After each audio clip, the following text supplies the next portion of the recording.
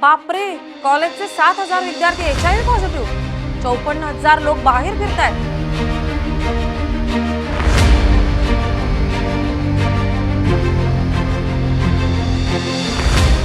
कर्नाटकातून एक धक्कादायक आकडेवारी समोर आली आहे. तिथल्या कॉलेजात शिकणाऱ्या तब्बल 7,000 पोरापोरींना HIV झाल्याचं उघडकीस आलंय. अगदी 18 ते 25 वर्षाच्या वयोगटातील पोरापोरींचा हा आकडा आहे. म्हणजे उडत्या पाखराचे दिवस आणि हातामध्ये HIVचं टेन्शन. आता यातली सगळ्यात खतरनाक गोष्ट काय माहितीये का? ही 7,000 पोरं तर चाचणी केल्यामुळे समोर आली आहेत. पण कर्नाटकात अजून 54,000 पेक्षा जास्त लोक असे फिरतायत ज्यांना स्वतःलाच माहित नाहीये की आपल्या अंगात हा व्हायरस घुसलाय. होय, 18 ते 25 वर्ष वयोगटातील तरुणांमध्ये HIV संसर्गाचे हे आकडे समोर आल्यानंतर मोठी खळबळ उडाली आहे. अखेर कर्नाटकमध्ये हा धोका इतक्या वेगानं कसा वाढलाय आणि या परिस्थितीवर नियंत्रण मिळवण्यासाठी राज्य सरकार आता कोणती मोठी पावलं उचलणार आहे, याबाबतच आपण सविस्तर माहिती या व्हिडिओमधून पाहणार आहोत. नमस्कार, मी स्नेहल चौधरी. आपण पाहत आहात LS मराठी. कर्नाटक हे देशातील एड्स बाधित रुग्णसंख्येच्या बाबतीत तिसऱ्या क्रमांकाचं राज्य म्हणून ओळखलं जातं. नुकत्याच समोर आलेल्या राष्ट्रीय एड्स नियंत्रण संस्थेच्या अहवालानुसार राज्यात HIV संसर्गाचा प्रसार वेगानं वाढत असल्याचं दिसून आलंय.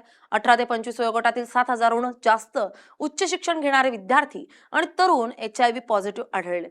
या गंभीर परिस्थितीची नोंद घेत कर्नाटक सरकारनं आता अभियांत्रिकी, तांत्रिक आणि पारंपरिक पदवी महाविद्यालयांमध्ये HIV तपासणी आणि समुपदेशन शिबिरं आयोजित करण्याचा मोठा निर्णय घेतलाय. कर्नाटक राज्य एड्स प्रतिबंधक संस्थेच्या शिफारशीनंतर विश्वेश्वरय्या तंत्रज्ञान विद्यापीठ आणि राज्याच्या उच्च शिक्षण विभागानं तातडीने या संदर्भात पावलं उचलण्यास सुरुवात केली. राज्यातील तरुण पिढीमध्ये HIV संसर्गाचं प्रमाण ज्या वेगानं वाढतंय त्याबाबत वैद्यकीय क्षेत्रातील तज्ज्ञांनी आणि आरोग्य अधिकाऱ्यांनी मोठी चिंता व्यक्त केली आहे. राष्ट्रीय एड्स नियंत्रण संस्थेच्या आकडेवारीचे बारकाईनं विश्लेषण केले तर असं दिसून येत आहे की कर्नाटकात 18 ते 35 वयोगटातील तरुणांमध्ये हा संसर्ग सर्वाधिक वेगानं पसरतोय. या वयोगटातील HIV पॉझिटिव्ह तरुण तरुणींची संख्या 2023-24 मध्ये 44,500 एवढी नोंदवली गेली होती. हाच आकडा सन 2025-26 या आर्थिक वर्षात वेगानं वाढून तब्बल 66,600 वर पोहोचलाय.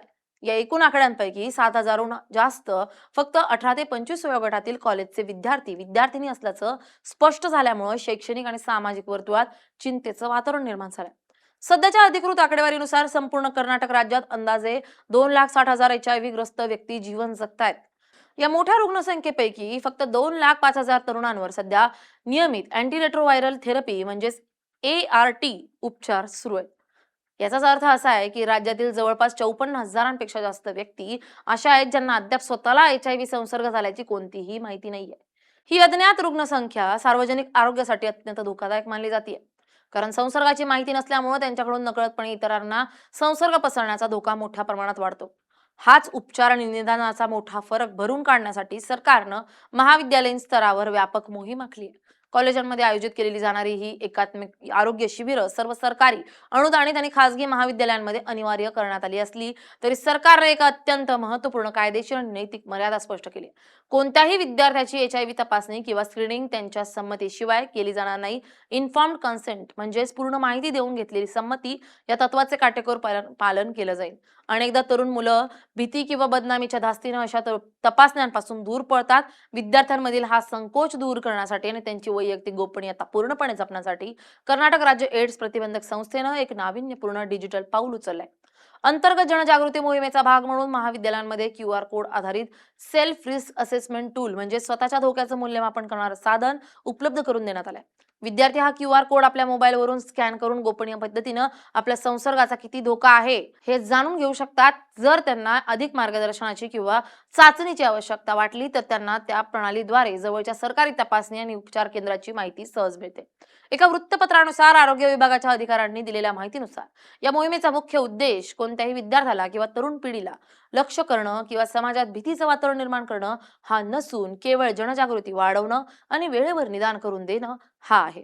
जागतिक आरोग्य संघटनेच्या नियमानुसार HIVचे जितक्या लवकर निदान होईल तितक्या लवकर ART उपचार सुरू करता येतात, ज्यामुळे बाधित व्यक्ती जास्त काळ आणि अत्यंत सामान्य आयुष्य जगू शकते.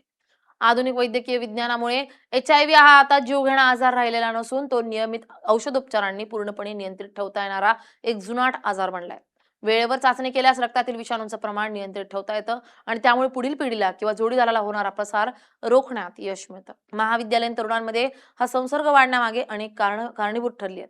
असुरक्षित शारीरिक संबंध, HIV आणि लैंगिक आरोग्याविषयी असणारी माहितीची कमतरता आणि अंमली पदार्थांच्या सेवनासाठी वापरल्या जाणाऱ्या सुयांचा पुनर्वापर ही या वयोगटातील संसर्गाची मुख्य कारण आहेत.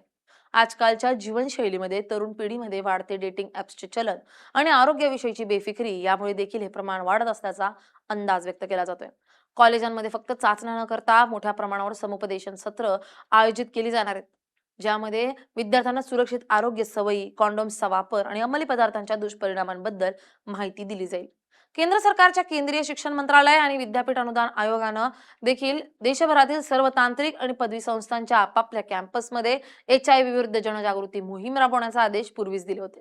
कर्नाटकातील या ताज्या आकडेवारीनंतर आता या राष्ट्रीय मार्गदर्शक तत्वांची अंमलबजावणी युद्ध पातळीवर सुरू झाली आहे. आरोग्य शिबिरांच्या माध्यमातून केवळ HIV नाही तर इतर लैंगिक संसर्गजन्य आजारांची माहिती देखील विद्यार्थ्यांना दिली जाणार आहे. 7,000चा आकडा फक्त वाढत्या संसर्गाचे निदर्शक नाहीये, तर गेल्या काही काळात वाढलेल्या चाचण्या, सुधारित आरोग्य अहवाल आणि लवकर झालेलं निदान यामुळे देखील हा आकडा स्पष्टपणे समोर आलेला असू शकतो. पूर्वी लोक चाचणीच करत नसल्यानं अनेक केसेस समोर येत नव्हत्या. त्यामुळे या आकडेवारीमध्ये केवळ भीती म्हणून न पाहता एक जागृतीची मोठी संधी म्हणून पाहिलं पाहिजे. काळजी घ्या आणि सुरक्षित राहा. Bureau report LS Marathi.